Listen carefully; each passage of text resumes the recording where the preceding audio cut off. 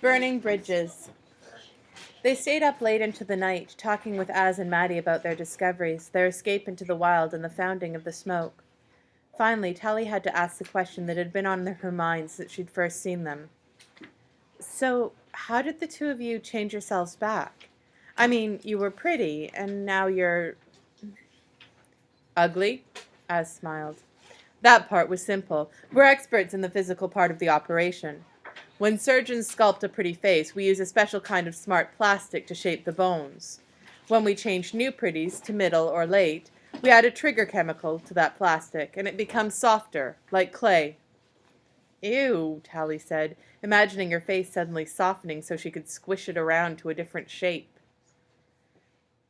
With daily doses of this trigger chemical, the plastic will gradually melt away and be absorbed into the body.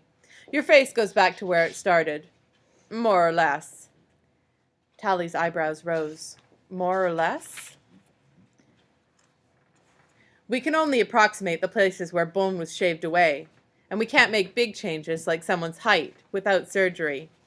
Maddie and I have all the non-cosmetic benefits of the operation: impervious teeth, perfect vision, disease resistance.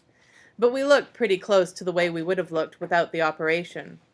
As far as the fat that was sucked out, he patted his stomach, that proves very easy to replace.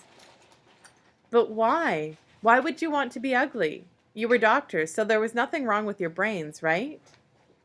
Our minds are fine, Maddie answered, but we wanted to start a community of people who didn't have the lesions, people who were free of pretty thinking. It was the only way to see what difference the lesions really made. That meant we had to gather a group of uglies, young people, recruited from the cities. Tally nodded. So you had to become ugly too. Otherwise, who'd trust you? We refined the trigger chemical, created a once-a-day pill. Over a few months, our old faces came back. Maddie looked at her husband with a twinkle in her eye. It was a fascinating process, actually. It must have been, Tally said. What about the lesions? Can you create a pill that cures them? They were both silent for a moment. Then Maddie shook her head. We didn't find any answers before special circumstances showed up. Az and I are not brain specialists. We've worked on the question for 20 years without success. But here in the smoke, we've seen the difference that staying ugly makes. I've seen that myself, Tally said, thinking of the differences between Paris and David. Az raised an eyebrow. You catch on pretty fast, then. But we know there's a cure, David said. How? There has to be, Maddie said. Our data showed that everyone has the lesions after their first operation. So when someone winds up in a challenging line of work, the authorities somehow cure them. The lesions are removed secretly, maybe even fixed with a pill like the bone plastic, and the brain returns to normal. There must be a simple cure. You'll find it one day, David said quietly. We don't have the right equipment, Maddie said, sighing. We don't even have a pretty human subject to study. But hang on, Tally said. You used to live in a city full of pretties. When you became doctors, your lesions went away. Didn't you notice you were changing? Maddie shrugged. Of course we did. We were learning how the human body worked and how to face the huge responsibility of saving lives. But it didn't feel as if our brains were changing. It felt like growing up.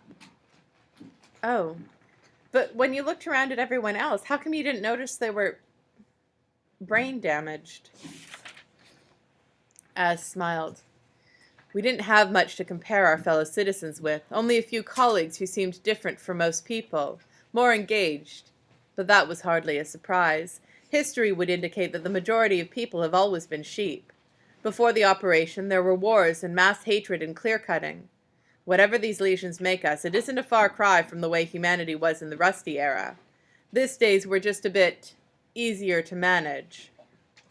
Having the lesions is normal now, Maddie said. We're all used to the effects. Tally took a deep breath, remembering Sol and Ellie's visit. Her parents had been so sure of themselves, and yet in a way so clueless. But they'd always seemed that way, wise and confident, and at the same time disconnected from whatever ugly real-life problems Tally was having. Was that pretty brain damage? Tally had always thought that was just how parents were supposed to be. For that matter, shallow and self-centered was how brand new pretties were supposed to be. As an ugly, Paris had made fun of them. But he hadn't waited a moment to join in the fun. No one ever did. So how could you tell how much was the operation, and how much was people just going along with the way things had always been?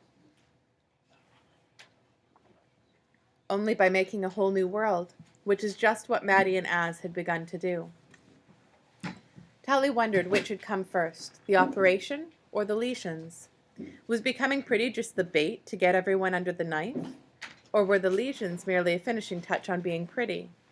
Perhaps the logical conclusion of everyone looking the same was everyone thinking the same. She leaned back in her chair. Her eyes were blurry, and her stomach clenched whenever she thought about Paris, her parents, and every other pretty she'd ever met. How different were they? She wondered. How did it feel to be pretty? What was it really like behind those big eyes and exquisite features? "You look tired," David said. She laughed softly. It seemed like weeks since she and David had arrived there. A few hours of conversation had changed her world. Maybe a little. "I guess we better go, Mom." "Of course, David. It's late, and Tally has a lot to digest." Maddie and Az stood, and David helped Tally up from the chair. She said goodbye to them in a daze, flinching inside when she recognized the expression in their old and ugly faces. They felt sorry for her. Sad that she'd had to learn the truth, sad that they'd been the ones to tell her. After 20 years, maybe they'd gotten used to the idea, but they still understood that it was a horrible fact to learn. 99% of humanity had had something done to their brains, and only a few people in the world knew exactly what.